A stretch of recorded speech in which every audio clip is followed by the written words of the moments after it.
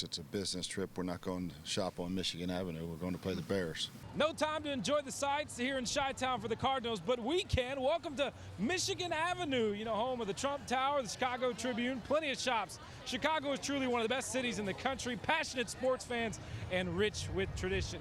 Good evening, everyone. Welcome back out here to downtown Chicago. The Cardinals are home to where it all began. These two teams have been going at it since the 1920s. It's one of the oldest matchups in all of football. Sunday will be the 90th meeting between these two teams. The Cardinals are trying to start 2-0. The Bears trying to avoid an 0-2 start, meaning they'll be extra hungry tomorrow.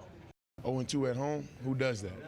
So you got to expect their best. You'll get their best game this upcoming Sunday.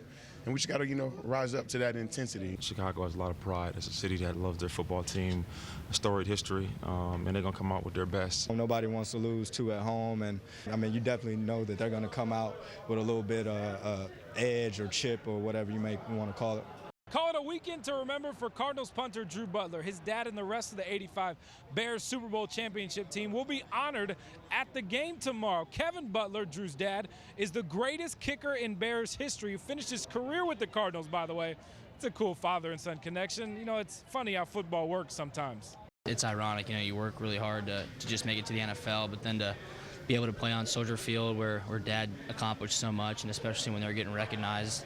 It's crazy how it works out like that. Still got a job to do, though, and it'll be easy to focus in between the lines for sure. Kickoff is at 10 a.m. bright and early. Hey, just a reminder, after Sunday Night Football, join us at the Half Moon Windy City Sports Grill for a special live edition of 12 Sports Tonight. Want a coupon?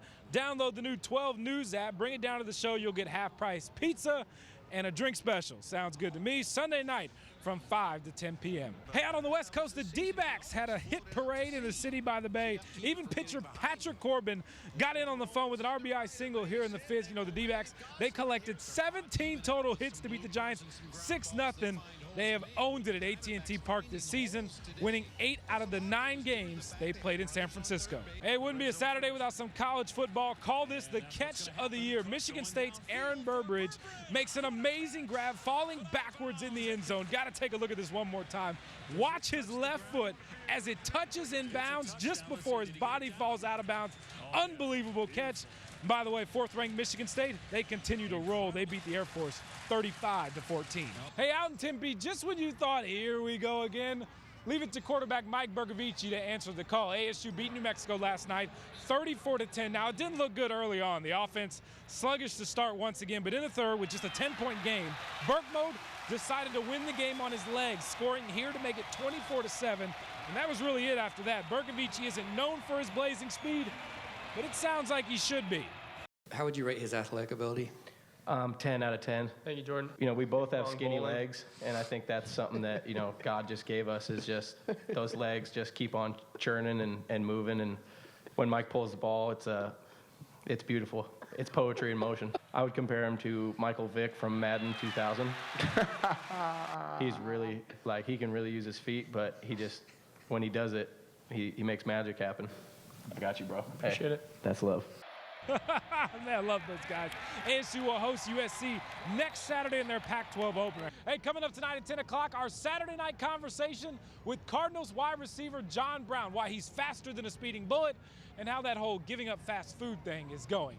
In Chicago with the Cardinals, Cameron Cox, 12 Sports.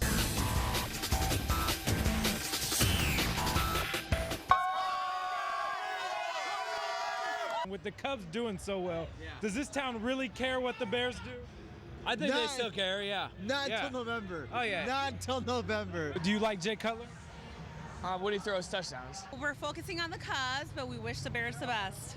That's all we can do. Chicago sports fans are truly one of a kind, especially after they had a few. But truthfully, it's really all about the Cubs right now here in Chi-Town, except if you're the Arizona Cardinals. Patrick Peterson, break it down. I think it's a good test for us, especially with Chicago Bears coming off a home loss. So we know the intensity level for those guys is going to be very high, because you definitely don't want to drop two home back-to-back. We know we're going to get their best shot. But this is a great test for us to see where we're at. Yes, it will be. Good evening, everyone. Welcome back to Chicago. A lot of history in that building behind me. Wrigley Field, home of the Cubs. And speaking of history, Carson Palmer has the chance to rewrite Cardinals history tomorrow. A win And Palmer will become the first Cardinals QB to win 8 consecutive starts since 1948. That could also mean a lot of catches for John Brown. Here's my Saturday night conversation with the Cardinals' speedy receiver. Still time. End zone. Touchdown. John Brown. I totally feel like a different player, you know, moving faster because I know everything that's going on. And I know different ways, you know, to beat defenders, so I feel way different. This is a second-year receiver, but as they say, he's wise beyond his years. I mean, you're already pretty fast, but does that make you faster when you don't have to think as much out there? Oh yes, most definitely, because when you don't know things, you kind of play slow. But now that I know everything, I can play the speed that I'm really on. No dancing from you in week 1. Why? And do you have something planned for week 2? I don't know. I'm just, you know, I just hear that I'm on a lot of commercials and stuff like that. So, you know, I'm putting it on hold right now. Give me some money, I'll dance all day.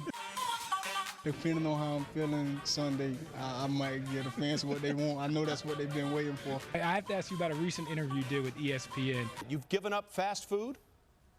Yes, that was the hardest thing I had to do. No, well, excuse me.